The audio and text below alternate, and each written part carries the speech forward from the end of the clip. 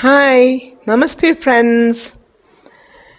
Today I'm presenting you a group tour conducted to UK and Europe many years ago.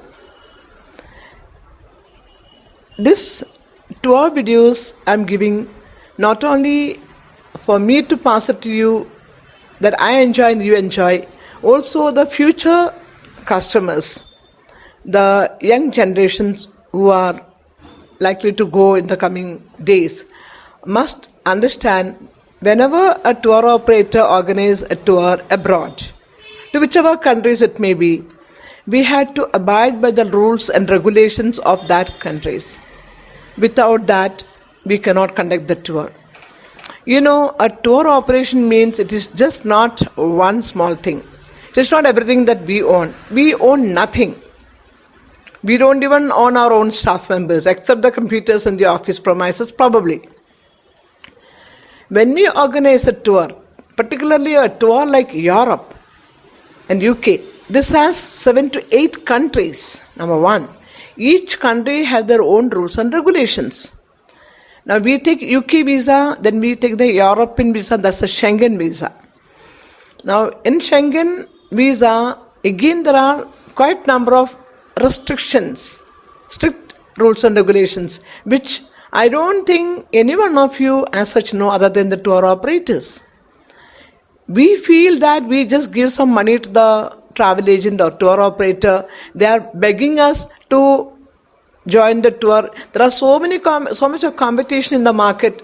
So just that's it. They take a discount. Whoever is giving the best discount and whoever says, okay, this tour was good, and to them you fix it. This is an assembling factory. It is like you buy a computer and then you assemble all the parts, correct? CPU and UPS and mouse and keyboard and all those accessories and windows. Same way, in the tour, first you have an air ticket, which is from the airline. We don't own the airline. We have the visa, which is by the consulate, which is the particular country. It is the diplomats, immigration. Then we have the transportation, that's the transport owners abroad. Then there's a tour operator who organizes the transportation and the hotels and things like, because you need to have the license to get all these things in that particular country. That. Then you have the hotels, different hotels all over the countries. So when you say 8 countries in Europe and UK, means 8 countries, we may be staying for 15 days or 13 nights or 14 nights, those many nights hotel accommodation. Then many hotels would not have their own breakfast.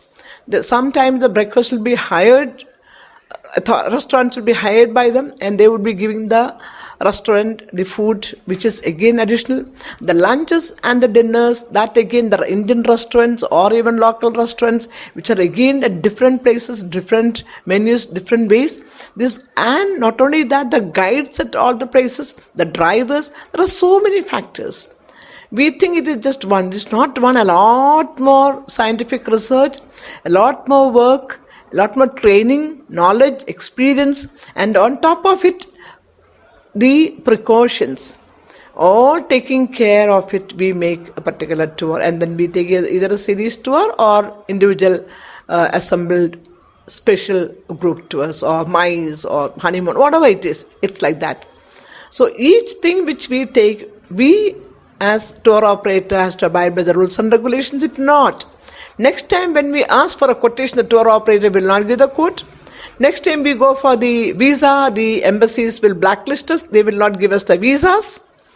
Same thing airlines. If we don't behave properly, our customers don't behave properly, they will blacklist us, the tour operator also, that they don't behave properly and they do not know what to do, or suppose we don't pay on time, we don't issue the tickets on time as per the time schedules given by them. There are so many factors. It is very important that we have to be well trained on it. Otherwise we lose money, we go into bankruptcy, or we damage our name and the fame. Friends, when I speak about the Schengen visa, it's one of the most important and difficult visas to get it, particularly during those days. Now, there are a couple of rules. When you apply for the European visa, if it is going to be the multiple countries, like as we do 8 countries, 10 countries, whichever the country you land first, you must apply to that particular country, consulate.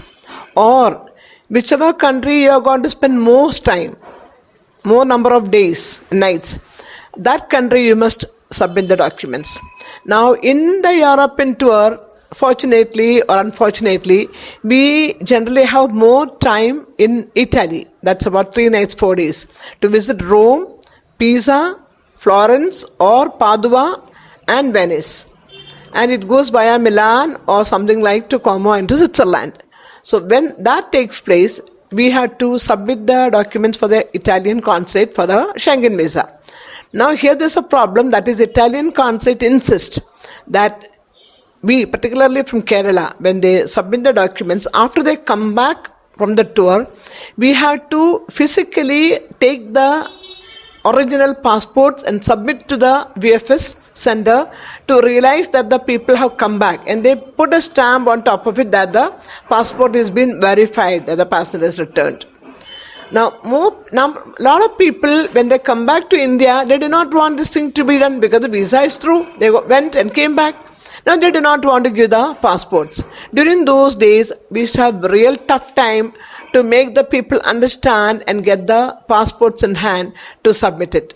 This has happened because a lot of Malayalis have friends and relatives in Italy, like nuns and fathers and many kind, even otherwise. And there are a lot of Indian restaurants too. Now, over there to work, people don't come back. Also, there are certain other facilities. There are a lot of old people, Italians, during their last days, the old days, senior citizens, they do not have their children or kith to live with them. They are isolated. So, and to take help from local, it's very expensive for them. Whereas when they get the help from Kerala, most of the Keralites are well educated, so they can communicate in English, at least somewhat. So they always, they love to have they prefer to have the Keralites. And when they go on the tour, after getting the visa, sometimes they don't get back immediately. That is why they have this rule to see that the passengers who left from here come back. This is one thing we should remember and understand. The London sightseeing is on. We are a group of 40 odd passengers. You can see the sights of London. Now the Westminster Abbey. You can see a lot of people gathered. We are slowly and enjoyably moving around. You can also see very close to it the St. Paul's Cathedral. Our passengers are enjoying the tour.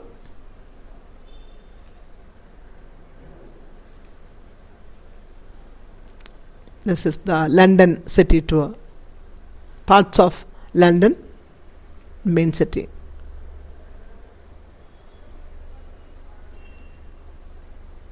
Due to restrictions, we are not able to give music or the running commentary of a guide.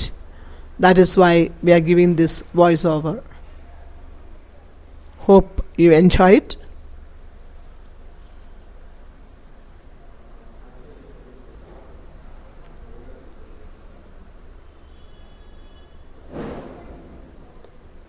This is all part of the London city tour. It's Big Ben.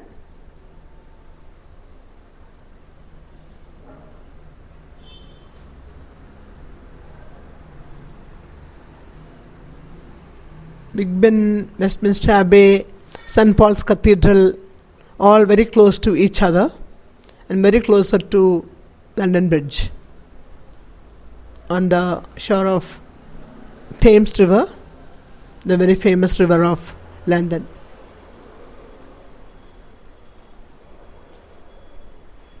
This is St. James Palace. Sometimes when you don't have a view at the Buckingham Palace, we go to St. James Palace to see the changing of the guards. They also have a small ceremony when Buckingham Palace is not open for the public.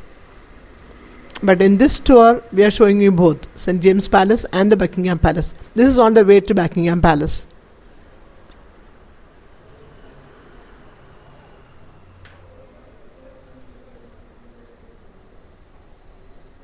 This is London Eye, a very famous spot, about 450 feet above the sea level.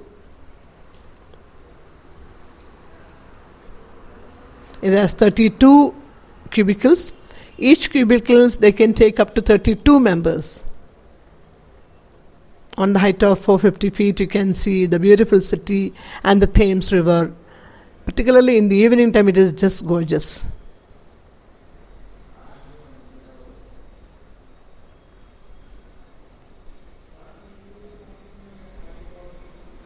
The double-decker bus in London, which is very famous, and the same you have in Mumbai also. Mumbai BST buses. This is a friend of the St. Paul's Cathedral.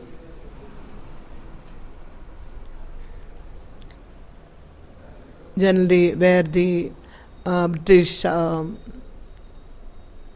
ruling the family, the royal family's coronation, marriage, etc. take place.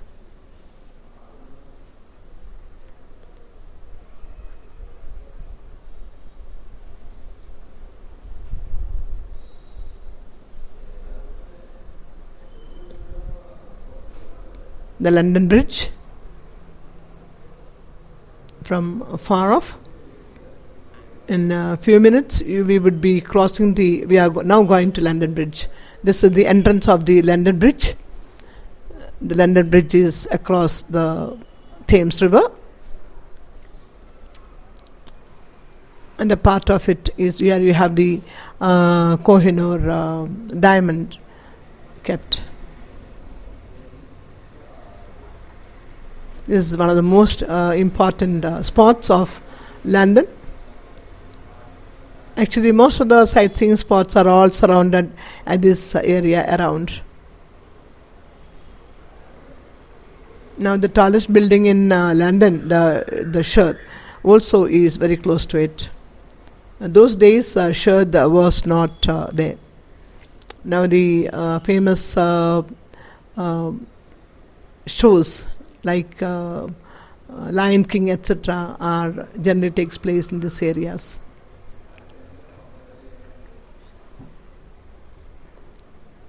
This is the jail, you can say, of London.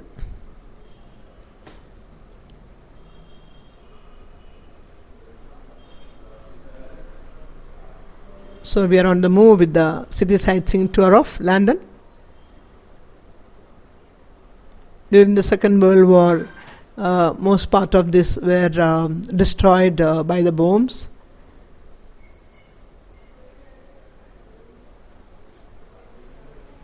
This was our guide, local guide for city sightseeing. Now we are reached to the Buckingham Palace. Now the time for the changing of the guards is about 11:30. So the people are thickly surrounded, gathered. Hi, namaste friends. The video you have just seen was for UK and Europe, the beginning.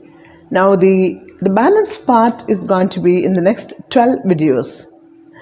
Do not forget to press the bell button, subscribe, and put your comments, valuable comments, so that you get these videos without missing anything from the beginning to the end.